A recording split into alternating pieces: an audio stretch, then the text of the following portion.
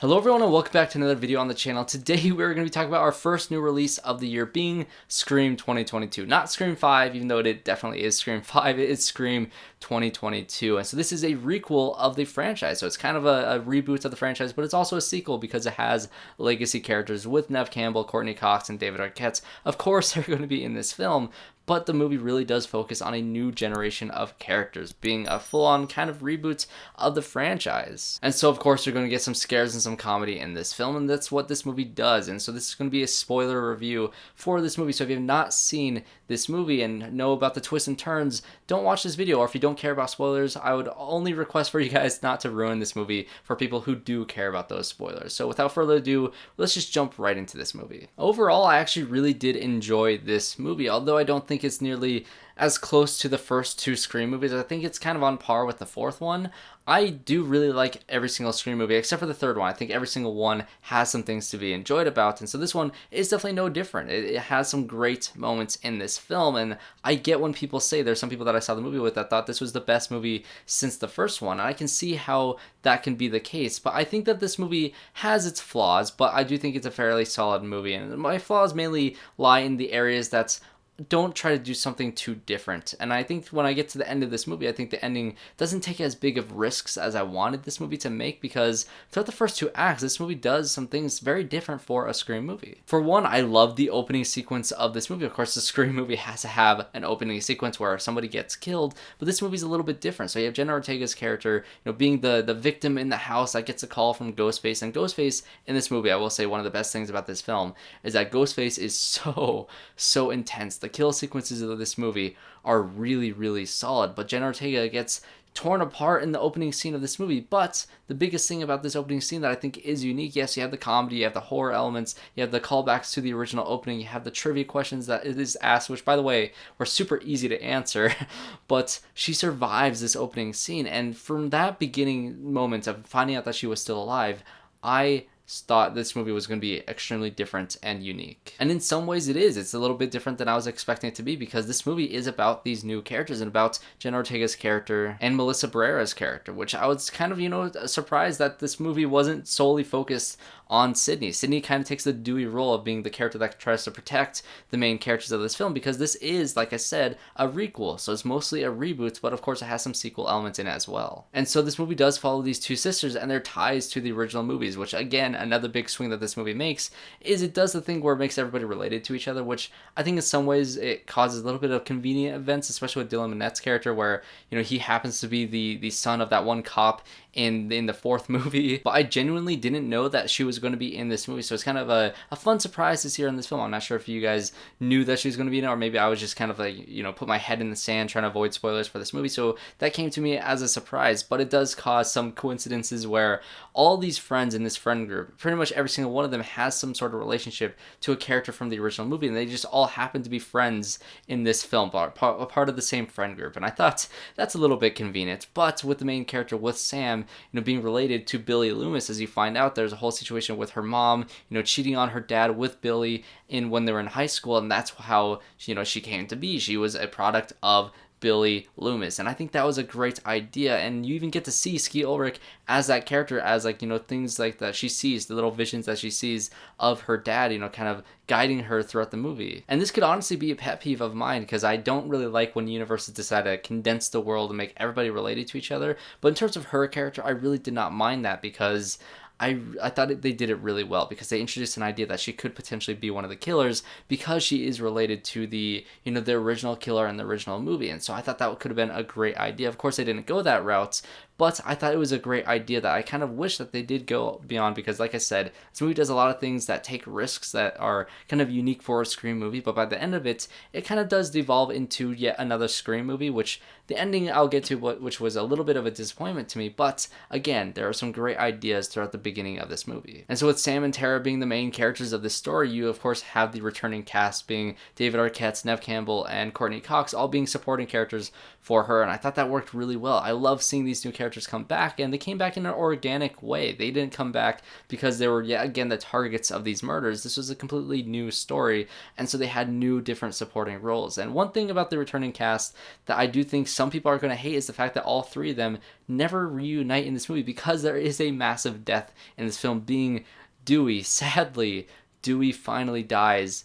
in a Scream movie, and it's genuinely a sad moment. And I was talking to a friend the other day, but a lot of Scream kills don't really affect me. When somebody dies, I usually don't really care, but Dewey is definitely the most impactful death since Randy in the second movie. This showed that this movie wasn't afraid, to kill legacy characters, because of course, Dylan Minnette's mom also dies in this movie, so that was one cast member that killed, all the cop characters getting killed apparently, but Dewey's death scene was very sad, and it was brutal, it was gruesome, and like I said, Ghostface is intense in this film, and seeing Dewey go out was extremely heartbreaking. I can see how that can be a disappointment to some people when they finally watch this movie, but I think that people will accept it for the most part. I do think that some people will be upset that it kind of pulled a Star Wars sequel trilogy where you never get a chance to see the original trio all together in a scene, because of course one of the characters dies before they all get to meet. And kind of the reasoning behind this is, one of my biggest pet peeves in all the Scream movies is the fact that David Arquette's character and Courtney Cox's character can never be happy. They're always having some sort of problem. They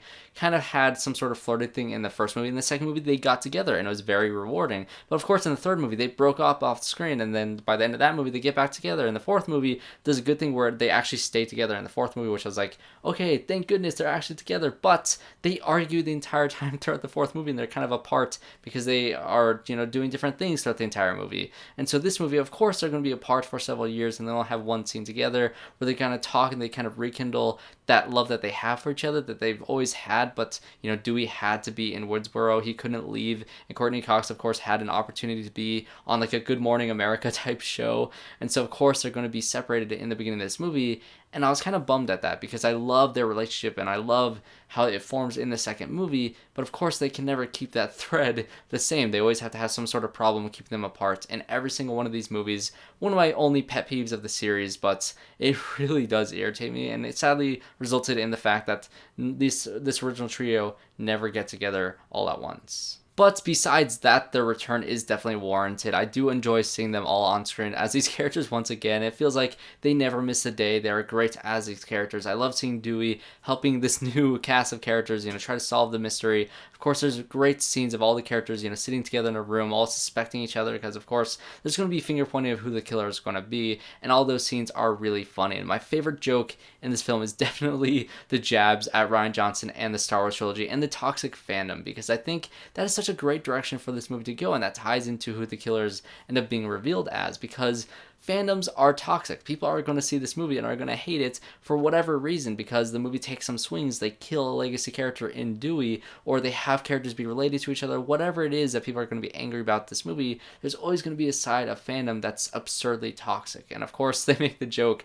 that Stab 8 was directed by Rian Johnson, and it was super divisive. And quite frankly, I'd love if Rian Johnson directed a Scream movie. Of course, with Knives Out, are you kidding me? Knives Out is one of the greatest murder mysteries. If you have that guy direct a murder mystery Stab or a Scream movie, I am so incredibly on board. And speaking of directors, this movie is directed by the duo that did Ready or Not, which I really do like that movie, and I think that they did a really good job helming this movie, and the writers did a good job writing this movie without, Kevin Williamson being the writer and without Wes Craven being the director of this movie. So it kind of makes me think that you can move on with the Scream franchise without them. As sad as that may be, this movie was a really solid continuation of the series, and when it comes to this movie in specific, I just wish that it took more of those risks that I've mentioned so far. I love the fact that they decided to kill a legacy character. I think everybody kind of expects it to happen in this movie, because they've survived all these different movies. There needs to be stakes in this one, so of course a legacy character has to die. I do like the fact that they brought back C. Ulrich. I think that is also a big swing,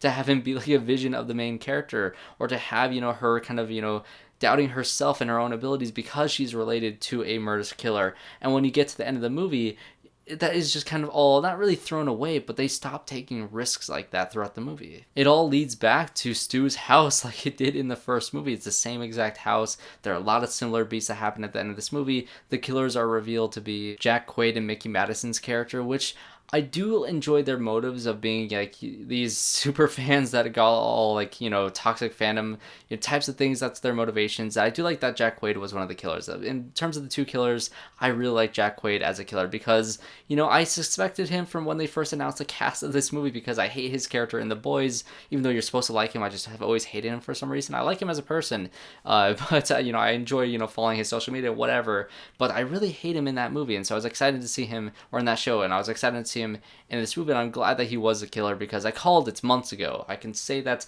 I called the killer of Scream back when the cast was first announced. That's how early I called him being the killer. But I do like how he lied about being a huge fan of the Scream movies. He's like, oh, I've never seen the Scream movies. And throughout the movie, he's constantly watching the Scream movies. And in terms of where the killers are at different times, all of it does line up and it does make sense from what I think of. I don't think there's any massive plot holes in this one like there was in the third one, but it does really work in this film. I think when they're all being chased around in the house, the movie and the directors do a great job with that tension, with that intensity that Ghostface had throughout the entire movie. So in that way, I'm not disappointed in the killers of this film. I just wish that they try to do something a little different. There's two killers in this movie. Their motivations are their motivations. All of that is whatever, but there's no big swing. I was hoping that there would be a third killer possibly in this film because in terms of the new cast, one of the biggest standouts to me were the twins. Jasmin Savoy Brown's character was really, really entertaining as the new Randy type character. And of course, everybody's related to each other. So these twins are like the nephew and niece of Randy's character. So she kind of took that Randy role of being, the horror movie expert. She has a whole monologue about the rules of the horror movies in this new age. And towards the end of the movie, you think that she is stabbed and you think that she's killed, but that happens off screen. So you think, okay, something's off about that. I was thinking that she was going to be one of the killers because that's before they revealed the second killer. And so I was just waiting for a chance for her to be one of the killers because I really liked her performance in the movie. But it just ended up being because she survives at the end of this film, possibly because, the writers enjoyed, writing her character. And if they do make a follow-up, I would like to see her in a follow-up to this movie because she was very entertaining. But I was hoping that there would be a third killer. Once Jack Quaid and the other killer were revealed, I was really hoping that she would show up, towards the end of the film as a third killer, as a backup, as like a failsafe. And I thought that would have been a very, very big swing for this movie, for a Scream movie, to instead of having two killers or one killer, they introduce a third killer. And I would have really loved them for them to do that.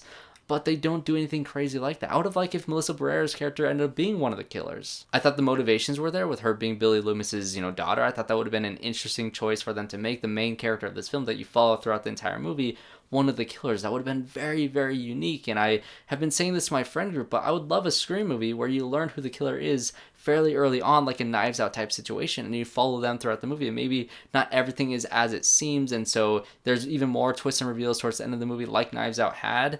But I would love to see a movie that really does take big swings that are very different, that take those big chances. But the ending of this film felt like an ending of a Scream movie. There wasn't anything that they did that was anything special that I could think of because it was in the same house. It was, two killers. Everything was kind of the same. Yes, there were some fun, intense sequences that were very well directed, but the first 2/3 of this movie kept me guessing the entire time. It kept me thinking that something really different was going to happen. By the end of it, I felt like I just watched another really fun Scream movie. And I'm sure there's much more that I can talk about in this film because a lot happens. It's kind of like there's so much information that you learn in the first act of this film that's kind of insane, learning everybody's, connected to each other. Every single person that dies is connected to somebody else. There's so much information in this film, so much happens, and I think I need to watch it again to really get a grasp on whether or not I like the ending of this film.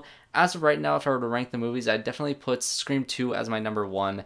I definitely put the original Scream as number 2. And then I'm probably bouncing between either Scream 4 being number 3 or this film being number 3 on my rankings. And definitely the third film being at the bottom, easily at the bottom. And so I do enjoy watching every single Scream movie. I think this is a solid 5th installment in a franchise, especially a horror franchise, to be as good as it is, to be as well made as it is, and to have characters that I was actually really drawn to, especially with the main cast of this film.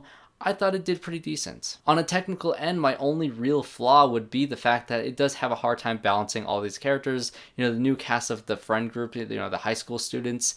There's a massive section in this movie when Dewey is being killed, like that entire hospital sequence, where you don't really see any of them. They kind of disappear for a while, and all of a sudden they're back at the party at the end of the movie. So the movie has a hard time balancing all these characters, but for the most part, it's a well-made murder mystery Scream movie. It's yet another one that does a solid job at returning these characters, being a reboot of these characters, and make me actually interested in seeing a sequel if they do decide to do a follow-up of this movie. And if they do that, I'm going to say it here to kind of, mark my word of saying that I think that'd be a great idea if the second movie in this new franchise decides to make Melissa Barrera the killer of the next movie. I think that would be a very interesting choice because she survived this one. She brutally murders her boyfriend at the end of this film. She has that brutal side of her because she is Billy Loomis's daughter. I would like to see that if they do a sequel to this film. So that is my review for the new Scream. What are your guys' thoughts? Comment them down below. I'm definitely interested to hear your guys' thoughts, especially on the ending of this film, but the twists and turns and, the different divisive things that could come out of this movie with them killing a legacy character with, the original trio never getting to be together again. I'm curious to hear all your guys' thoughts on this movie. So thanks everyone for watching this video. Leave a like, subscribe to the channel, and also follow my letterbox that I've started, reviewing one movie every single day throughout this entire year, which let's see how long I can last with that. And also Sundance is right around the corner. I'm going to buy tickets tomorrow, so I'm going to see the lineup of Sundance movies that I'm going to be watching as well. So subscribe to the channel. I hope to see you all in my next one.